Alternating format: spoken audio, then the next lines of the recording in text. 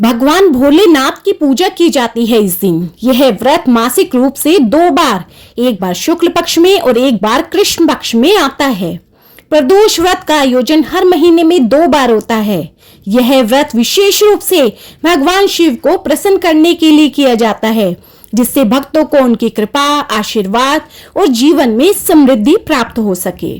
प्रदोष व्रत का पालन करने से न केवल पुण्य की प्राप्ति होती है, बल्कि यह मानसिक शांति, सुख, समृद्धि और मोक्ष की प्राप्ति का मार्ग भी खोलता है।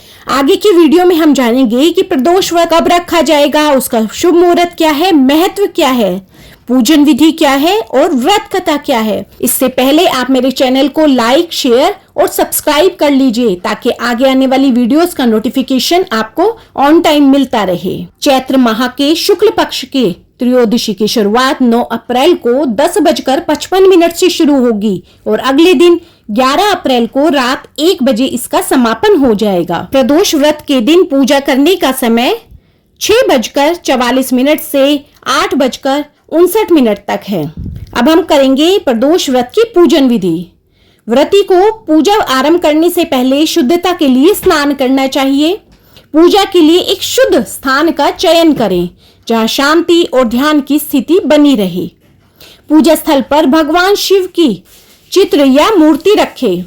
प्रदोष व्रत का संकल्प लें और व्रती संकल्प के साथ उपवास रखने का निर्णय करें। बेलपत्र और दूध से भगवान शिव की पूजा करें। बेलपत्र भगवान शिव को अति प्रिय है और इसे चढ़ाना विशेष रूप से शुभ माना जाता है। यदि संभव हो तो रुद्राभिषेक भी करें, जिससे पूजा और अधिक प्रभावी हो जाए। पूजा के बाद भगवान शिव के मंत्रों का भी जाप करें। तो आप इन मंत्रों का जाप करके भगवान शिव को प्रसन्न कर सकते हैं, जो हैं श्री शिवाय नमः, श्री शंकराय नमः, श्री महेश्वराय नमः, श्री साम सदा शिवाय नमः, श्री रुद्राय नमः, ओम पार्वती पत्ये नमः, ओम नमो नीलकंठाय नमः। प्रदोष व्रत का पालन करने से भगवान शिव की कृपा प्राप्त होती है। इसे विशेष रूप से उनका आशीर्वाद प्राप्त करने के लिए किया जाता है, जो जीवन में किसी भी प्रकार के संकट को दूर कर देता है। इस व्रत का महत्व इस बात से भी है कि यह व्यक्ति को बुरे कर्मों से मुक्ति दिलाता है और अच्छे कर्मों के मार्ग पर चलने के लिए प्रेरित करता है। भगवान शिव के बारे में कहा जाता है कि वे जल्दी प्रसन्न होने वाले देवता हैं और प्रदोष व्रत के दिन उनकी पूजा करने से व्यक्ति के जीवन में हर प्रकार की समस्याओं का समाधान हो जाता है। प्रदोष व्रत का व्रती अपने जीवन को शुद्ध करता है, पुण्य अर्जित करता है और जीवन में सुख और समृद्धि की प्राप्ति करता है। हम करेंगे प्रदोष व्रत कथा। बोले शिव शंकर भोलेनाथ की जय, मां पार्वती की जय।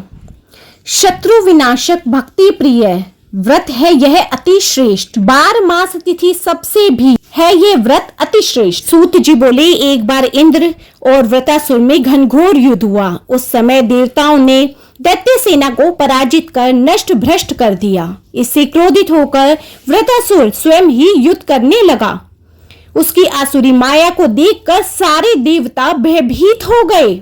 सभी देवताओं ने इंद्र के परामर्श से देव गुरु बृहस्पति की प्रार्थना की।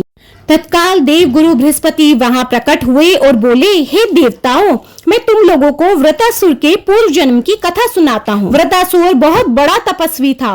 उसने गंधमान पर्वत पर कई वर्षों तक महादेव की तपस्या की थी और उन्हें प्रसन्न किया था। पूर्व जन्म में वृतासुर चित्ररथ नाम का राजा था।